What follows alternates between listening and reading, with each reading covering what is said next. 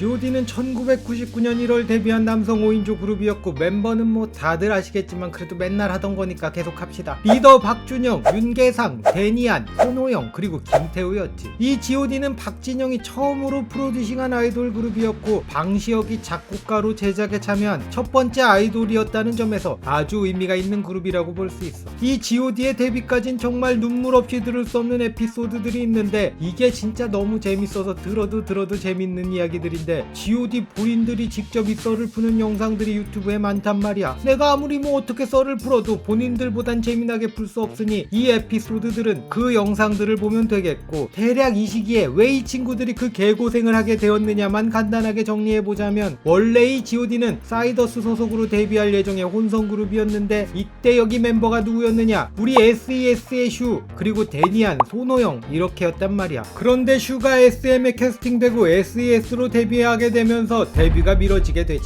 슈가 빠진 이 자리에 김환성이 합류하고 거기에 박준영과 윤계상 그리고 알려지지 않은 남성 멤버 1명, 여성 멤버 1명이 합류해서 남자 5명, 여자 1명으로 혼성 그룹 데뷔를 준비하고 있던 와중에 또 김환성이 NRG로 빠져나가면서 데뷔가 미뤄졌던 거야. 그런 와중에 IMF 외환 위기가 오면서 회사가 어려워지고 그렇게 이 그룹은 방치되고 말았던 거지. 그래서 이 친구들의 그 개고생 이야기가 펼쳐지게 되는 거야. 이후 회사 사정이 좀 나아지면서 이 친구들이 개고생을 하면서 버티고 있었던 모습에 감동을 받은 사장이 얘네를 꼭 데뷔시켜줘야겠다 생각하고 이제 프로듀서 박진영을 섭외해서 이들의 앨범을 제작하기 시작한단 말이지. 암튼 이렇게 박진영이 이 그룹을 맡으면서 남성 멤버 1명 그리고 여성 멤버가 빠지게 되고 이 자리에 김태우가 들어오면서 우리가 아는 그 G.O.D의 구성이 갖춰진 거야. 이때 G.O.D를 나가게 된 여성 멤버가 김선아로 알려져 있는데 이 여성 멤버는 김선아가 아니야. 김선아는 잠시 G.O.D와 데뷔를 준비하긴 했지만 곧 배우로 전향해서 데뷔를 했다는 거지. 이 사진을 보면 이때 팀을 떠난 여성 멤버가 있는데 이 사람은 딱 봐도 김선아가 아니잖아. 이 6인조 혼성그룹 시절의 이름이 갓식스였는데 5인조가 되면서 G.O.D로 이름이 바뀌었던 거지. 이후 갓식스라는 이름은 2014년 JYP에서 내놨던 7인조 아이돌 그룹 갓세븐으로 재활용된단 말이야. 그리고 박진영의 인터뷰 중에 G.O.D의 그룹 이름 후보 중에 작은 남자들이란 이름도 있었던 것 같은데 작은 남자들이라니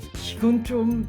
암튼 그래서 1집 수록곡 중에 작은 남자들과 함께라는 노래가 있었던 거지. 평생 흑역사가 될 뻔한 이름을 다행히도 잘 피해갔다, 그런 생각이 드는구만. 그리고 가사나 그룹 이름을 영어로 하는 게 제일 싫다던데 2PM이라던가 2AM이라던가 트와이스라던가 스트레이키즈라던가 엠믹스, 데이식스 등등은 어쩌려고 그러시는지. 암튼 이렇게 우여곡절과 어려운 시절을 다 견뎌낸 G.O.D는 꿈에 그리던 데뷔를 하게 되고 일약 국민 아이돌의 자리에 오르게 된단 말이지. 진짜 이 이야기는 존버는 승리한다의 표본 같은 이야기인데 G.O.D 멤버들이 이 시절을 견디지 못하고 도망쳤다면 과연 이렇게 스타가 될 수 있었을까 싶거든. 삽시간도 존버하면 승리할 수 있을까? 어려워도 슬퍼도 존버해서 승리해보겠다, 이런 다짐을 다시 한번 다져보면서 여러분의 도움이 필요하다, 구독으로 도와주시라, 그런 구걸의 말씀 드려봅니다.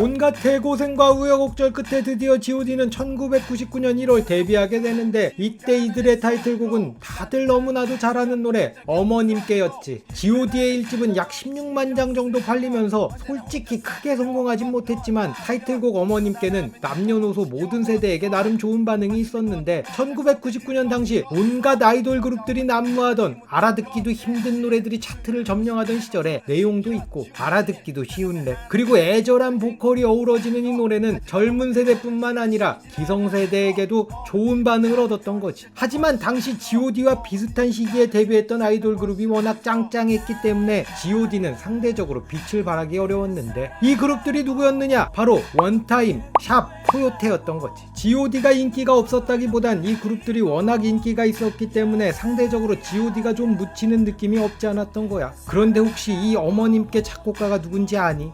무려 투팍이란 말이야. 이게 참 웃지 못할 사건이 있었는데 이 어머님께가 투팍의 그 전설의 띵곡 오브 띵곡 라이프 고즈온을 표절했다는 의혹이 있었고 이걸 박진영이 해결해보려고 했지만 그게 여의치 않으니 권리를 포기했다는 거지. 그래서 이 노래는 작사 작곡 투팍 그리고 편곡 박진영으로 등록되어 있는 거야. 그러니까 간단하게 말하면 표절해놓고 그게 딱 걸리니까 어떻게 해결해보려고 하다가 안되니까 그냥 포기했다 이거야. 근데 이게 너무 웃긴 게 아니 당시 투팍을 우리나라 사람들이 모르는 가수도 아니었고 당시 힙합 좀 살짝 듣는다 하는 놈들 중에 투팍 모르는 놈이 없었고 게다가 라이프 고즈온 이건 졸라 유명한 노래였는데 그걸 표절하고 안 걸릴 거라 생각했다는 게 참 대중들을 바보로 알았던 건지 이해가 안 간단 말이야. 그런데 여기서 또 이상한 건 작사도 투팍으로 되어 있다는 건데 이게 가사가 투팍의 디어 마마를 표절했다고 해서 다 넘어간 거란 말이지. 어머님께는 우리나라 말 가사고 디어 마마는 영어 가사인데 가사가 어떻게 표절인 거냐고. 이것도 어머님께 노래 권리를 투팍 측에 넘기면서 작사도 넘어간 건데 제목도 같고 노래 내용도 전반적으로 비슷하다는 이유로 투팍 측에서 표절이라 주장했고 박진영은 그걸 그냥 넘겼다, 이런 이야기야.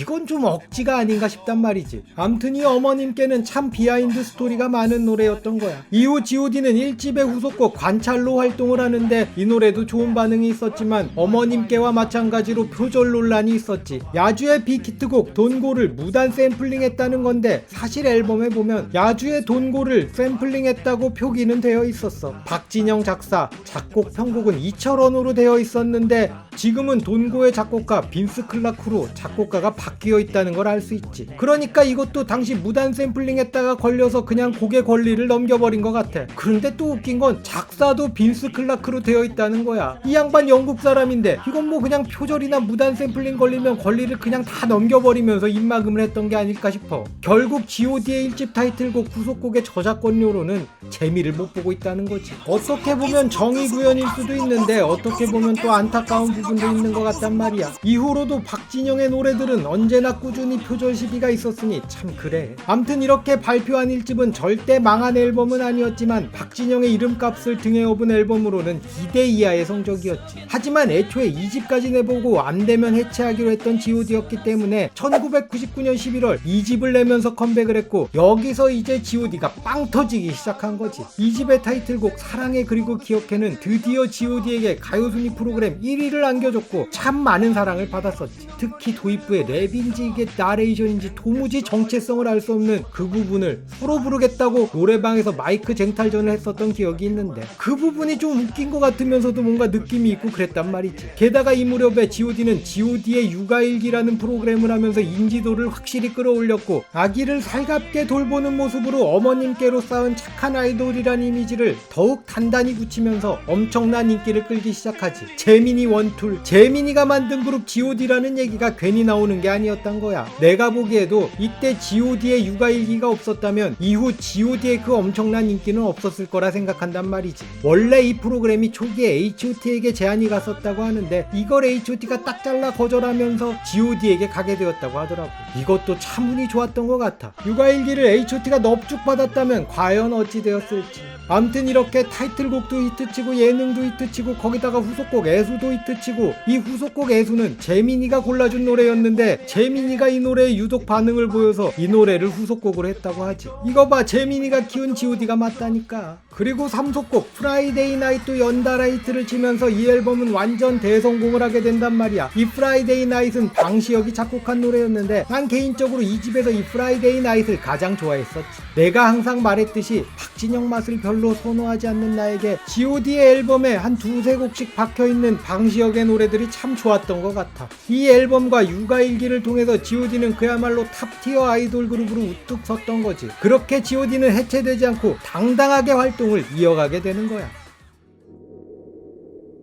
G.O.D는 2000년 11월 당당하게 3집을 내면서 활동을 다시 시작하는데 이 3집 시절이 G.O.D의 최전성기였고 이 3집은 무려 약 182만 장이나 팔렸던 G.O.D 최고의 흥행 앨범이었지. 게다가 이 앨범의 타이틀곡 거짓말은 모든 음악 순위 프로그램의 1위를 다 휩쓸면서 그야말로 G.O.D 천하를 맞이하게 된단 말이야. 이 3집의 앨범 판매량은 1세대 아이돌 그룹 중 앨범 판매량 1위를 기록하고 있지. 그 정도로 당시 G.O.D의 인기는 정말 대단했던 거야. G.O.D 최고의 히트곡 거짓말 이후 후속곡 촛불하나 그리고 3속곡 네가 필요해까지 히트를 치면서 그냥 연달아 히트를 치면서 난리가 났는데 역시나 나는 네가 필요해를 참 좋아라 했었지. 그런데 알고 보니 이게 또 노래가 방시혁이 작곡한 노래였던 거고 이 3속곡 네가 필요해로 다시 가요순위 프로그램 1위를 또 휩쓸었던 거야. 암튼 이 앨범에는 이 노래뿐만 아니라 좋은 노래들이 정말 많았는데 당시 활동곡은 아니었지만 너무나도 유명한 노래 하늘색 풍선도 이 앨범에 수록되어 있는 있는 노래였던 거지. 암튼 이렇게 그들의 3집 활동이 그렇게 대성공으로 마무리 지어갈 때쯤 사건이 하나 터지는데 그게 바로 박준영 퇴출 사건이었지. 당시 박준영과 한고은의 열애설이 터졌고 이 두 사람이 이를 인정하자 당시 god의 소속사였던 사이더스에서 박준영을 퇴출시키고 god를 4인조로 운영하겠다고 선언한 거야. 이때 god 팬들이 일치단결해서 박준영 퇴출 반대 운동을 했었고 god의 4명의 멤버도 박준영 퇴출을 거부한다는 기자회견을 열었지. 박준영도 기자회견을 통해 해명을 했는데 이때 그 유명한 나 32살이에요 오케이가 나왔던 거야. 결국 사이더스는 팬들의 분노에 지고 말았고 박준영 퇴출은 없던 일이 되었단 말이지. 이런 거 보면 저기 H.O.T 팬들이랑 god 팬들이랑 참 다른데 H.O.T 멤버 열애설 나오니까 H.O.T 팬들은 우리 오빠를 여시 같은 년이 꼬신 거 아니야, 이년들을 내가 아작을 낼겨 이러면서 온갖 테러를 퍼부었는데 박준영은 열애설 나오고 퇴출 선언 나오니까 god 팬들이 우리 오빠들 절대 지켜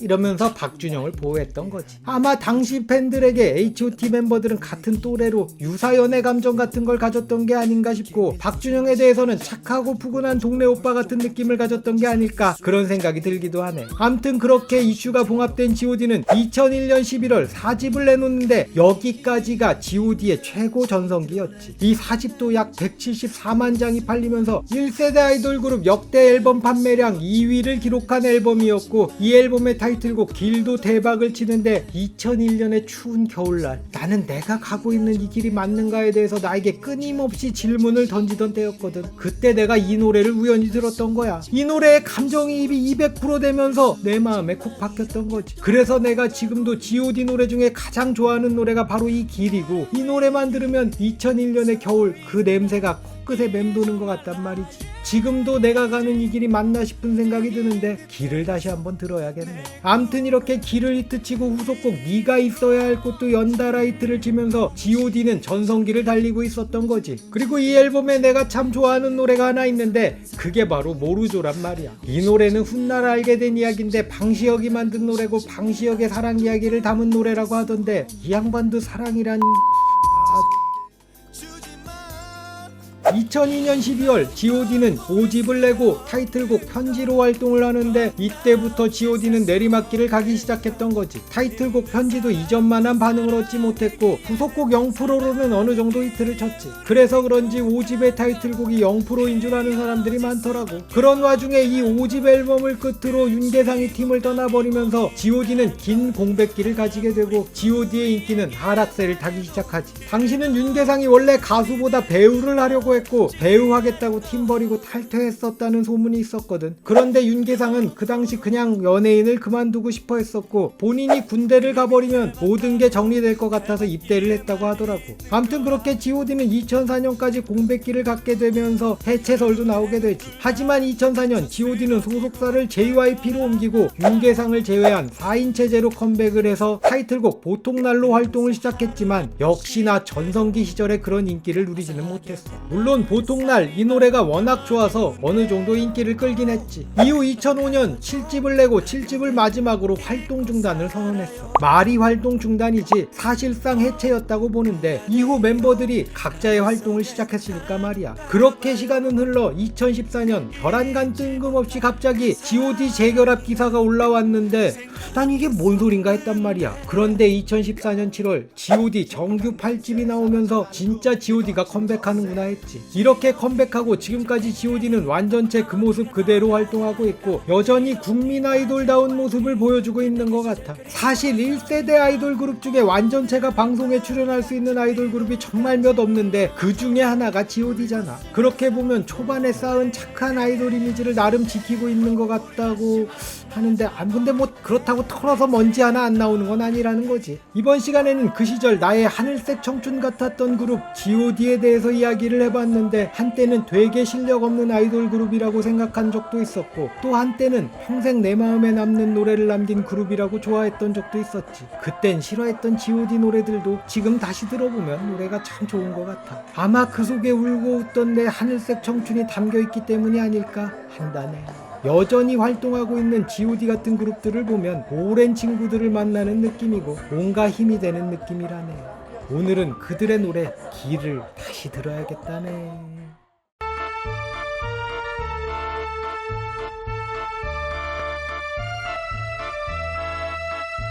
가수 뺨친다? 가수 뺨치면 가수 된다. 오디션 짬컴. 때려봐, 때려봐.